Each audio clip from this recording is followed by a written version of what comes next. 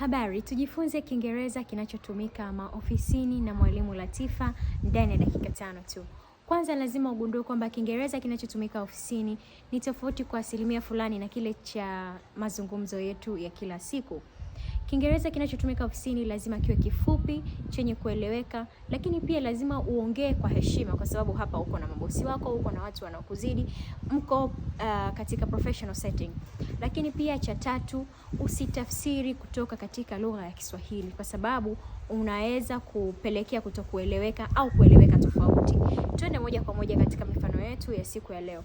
Kwa mfano, uko ofisini na unataka kumwambia mwenzio kwamba naomba msaada wako kidogo. Kwa Kiswahili tukisema naomba msaada wako kidogo. Kidogo na neno naomba lipo pale kwa ajili ya kuonesha heshima, politeness, si ndio? Lakini ukitafsiri hii kwenda katika lugha ya Kiingereza, kunakuwa kuna utofauti katika kuelewana. Kwa mfano, tafsiri yake ya moja kwa moja inakuwa I am asking for your little help. Si ndio? I'm asking for your little help, kwamba ninaomba msaada wako kidogo.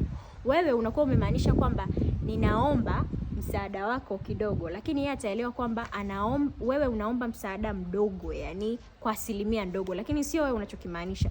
Wewe unataka kuwa polite. Kidogo iko pale kuweka heshima.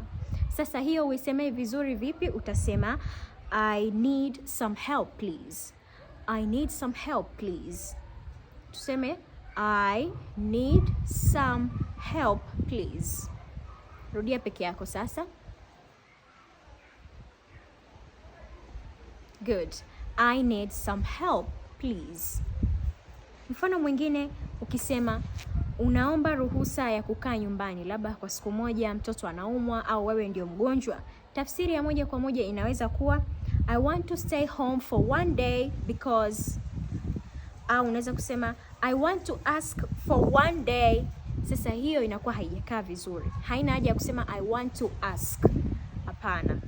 Au haina haja ya kusema I want to stay home.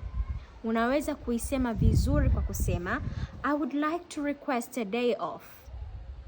I would like to request a day off. Au kwa ufupi I'd like to request a day off. Sasa tuende taratibu. I would like to request a day off. Rudia.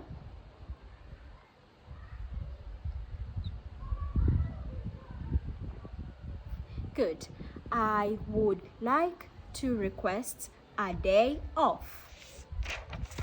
Mfano wa tatu unaweza kuwa ninaomba kuongea na manager. Kwa tafsiri ya moja kwa moja, ukitafsiri kutoka kwenye Kiswahili kuja katika Kiingereza utasema I'm asking to speak to the manager. Hiyo haijakaa sawa. Iweke iwe hivi, I'd like to speak to the manager please. I'd like, hiyo kitu ndio inaleta ile politeness. Ilo neno ninaomba liweke hivi, I'd like to. Okay, ndio inaleta heshima. I would like to speak to the manager please. Taratibu, I would like to speak to the manager please. Your turn.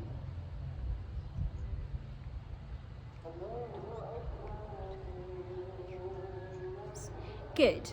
I would like to speak to the manager please. I would like to speak to the manager please. Mpaka wakati mwingine, kwaherini.